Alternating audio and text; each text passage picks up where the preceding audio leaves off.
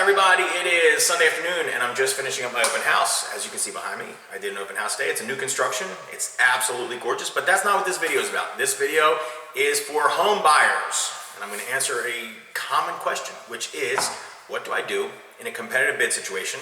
What do I do if there's multiple offers on a house? How do I win? What can I do to increase my chances of getting a house? I get that question all the time. So, there's a couple things you do. I'm going to give you 3 tips, all right? 3. And hopefully these 3 will be the tips of a lifetime. First things first, number 1 tip is you should have hired me to be your agent. What were you thinking? You missed out on a tremendous opportunity because if you had hired me, you wouldn't have to watch this video. I'd be sitting next to you at the table. We'd be negotiating. We'd be winning together. But I'm going to forgive that indiscretion for now. I'm still going to give you 3 tips. All right, so tip number 1, write a personal letter. Every agent in the world tells their clients to do this, so we're going to switch it up a little bit. We're going to change the game. We're going to make it interesting and unique. So, like I said, every agent in the world is telling their clients to do this, but we're going to go a step further. Why? Because I'm just that good. All right, first things first, let's find out what is our seller's motivation. Why are they selling the house? The reason this is important is if they've been in the house for a year, or roughly about that time, and they bought it very cheaply, foreclosure, short sale, whatever the case is, and they're selling it more expensive, then they are a house flipper. And none of the things we do are probably going to help because all they care about is money. It's a capital game for them. It's a financial game for them. It's not emotional. So first things first, find out from your agent, whoever the agent is, find out what is the seller's motivation. How long were they in the house? Tell me as much as you can about the seller. Did they raise a family there? Did they just move in? They're from out of state, from another country? Are they looking to move locally? Are they going to move to a retirement home? Are they going to move down south to Florida? We're in Philadelphia, so most people do. Are they looking to buy a bigger house, a smaller house, a condo, a townhouse? Are they looking to go to a retirement home or a mobile home? Are they going to buy an RV and travel around the country? Find out as much as you can. Why? Because we're going to use that. We're going to use that information. Now, for the sake of this video, let's assume that the house is owned by someone who's been there for 10, 15, 20 years, and there's 5 or 6 bids on it, and you want to win it. All right, so here's where we roll up our sleeves, go to work. You're going to write a personal letter, no more than 4 paragraphs. Why? Because any more than that, most likely the seller's not going to read it. Because if you're in a competitive bid, they've already read 5 or 6 other ones, and they don't want to keep reading novels from people begging for a house. So, 4 paragraphs. 2 paragraphs about you, 2 paragraphs about the house. Simple. No more than 3 or 4 sentences each paragraph. Here's how we make it stand out, though. We are not going to write it in a 12-point font in Times New Roman on a white sheet of paper. No. Why? Because everybody does that, and we don't want to be like everybody. We want to be unique, and you're getting your tips from the best, so I'm going to give you the best. You're going to go to the store. You're going to go to Staples or Office Max, Home Depot or Office Depot, wherever it is, and you're going to get colored cardstock paper. Heavy, 110-pound cardstock paper. Why? Because it stands out. Get it colored, so blue, pink, yellow, green. I don't care what color it is as long as it's not white. Why? Because it stands out. If you're looking at a stack of papers and you've got one that's a bright pink and it's a heavy cardstock, that's going to stand out. And if you're a seller and you're looking at all these sheets of paper and all these letters, that one is going to stand out among the rest and they're going to want to read it first. Why? Because who the hell would write a letter on a pink piece of paper? That's exactly why you do it. They will remember you. Memory creates implied relationships, which we're going to build on.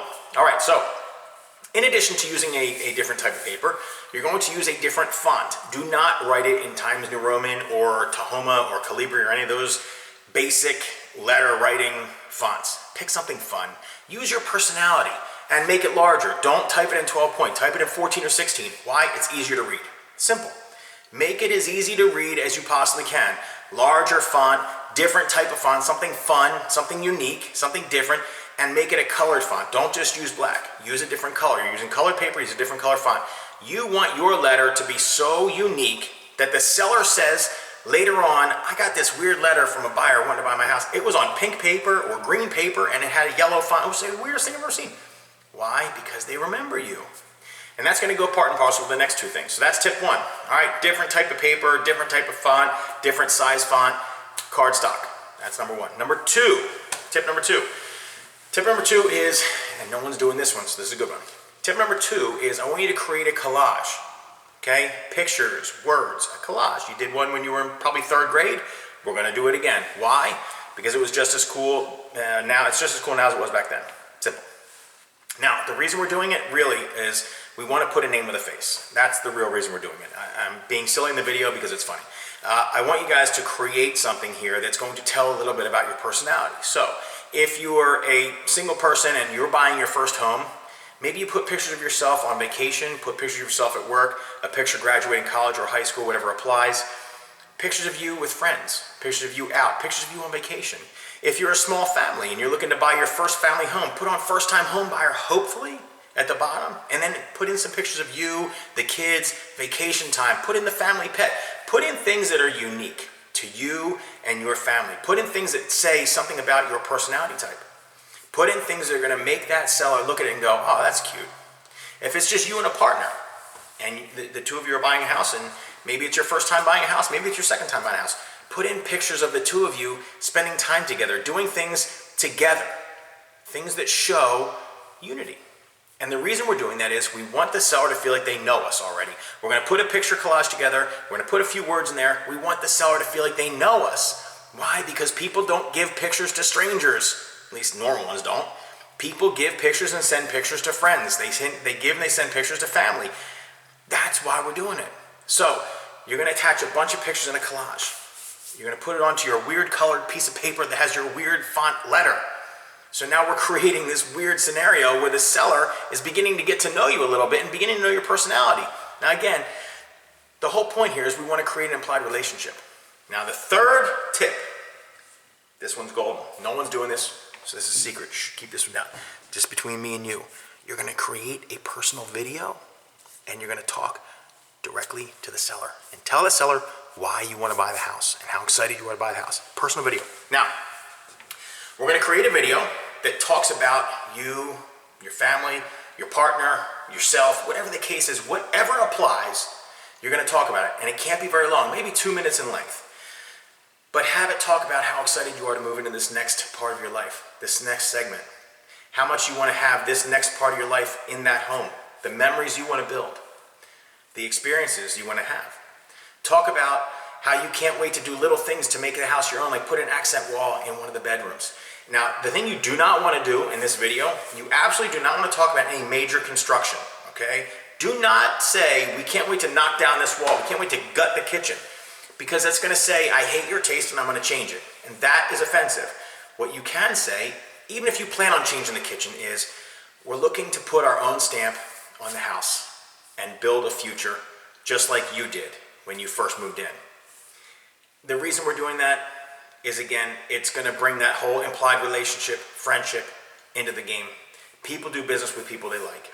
If the seller feels like they know you and they feel like they can trust you, they see your face, they hear your voice, they see you on video, they see your pictures, they read your letter, it's going to mean a lot. The other thing it's going to do is it's going to show that person or those people, it's going to show those sellers how much you are committed to the house, how committed you are to the deal, how badly you want to live there. And that might be the thing that puts you over the line. At the very least, it's going to make you stand out and it's going to get you very close to the end line in the end game. And hopefully the seller remembers you more than everybody else. And with a little bit of luck, you'll end up in your dream house. And that's what the goal is. That's what I'm hoping for you guys, for all of you. Find the house of your dreams and get into it. So if you have any other questions, if you want any other tips, feel free, call, text, email, anytime, day or night. I'm happy to get your information. I'm happy to talk to anybody. If you have stuff you want me to answer, if you have videos you want me to do, please put them in the comments or email a question to me and I'm happy to put a video up on it. As always, here's my plug. Like, comment, share, and subscribe to my channels. Watch my YouTube videos, follow my Twitter feed, like me on Facebook, and check out my Instagram. So there's a lot of cool stuff there. Oh, and if you do LinkedIn, I just started doing that too. So I didn't just start, but I started really paying attention to it. Hook me up on LinkedIn as well. Thank you guys, as always, for watching my videos, for all the support. I really, really appreciate it. I wish you everyone the best of luck. Thanks for watching. Have a great weekend.